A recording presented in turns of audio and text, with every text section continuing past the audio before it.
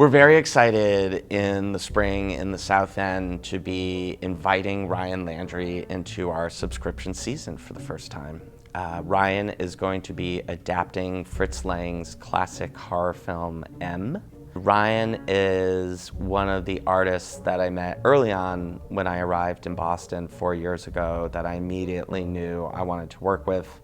And he was an artist that I immediately knew I wanted working on our stage. He has been doing irreverent adaptations of classics as a mainstay with his company, the Gold Dust Orphans.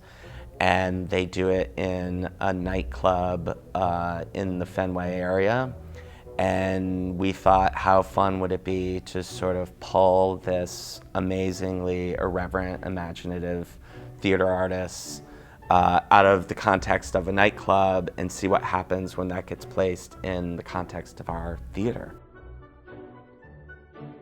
He had the idea to do the piece with Karen MacDonald, our local acting treasure, in the Peter Lorre role, cross-dressing Karen as the child killer that Peter Lorre played. It's sort of like, you know, you're a little kid and you're being invited to that really fun neighbor's basement who's got all that cool stuff in his trunk, and you're given this horror film to adapt as a piece of comedy, and your neighbor's gonna rip open the trunk, and whatever comes flying out of that trunk becomes the source material for how you tell the story. There's a wonderful kind of like innocence, sense of abandon, sense of imagination that Ryan engages in his productions. It's like having an ab workout, the amount of laughter that I go through.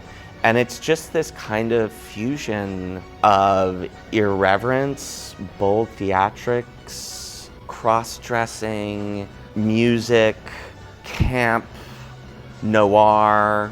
It all goes into a pot that, to me, just brings me back to like the fundamental reasons I started making theater.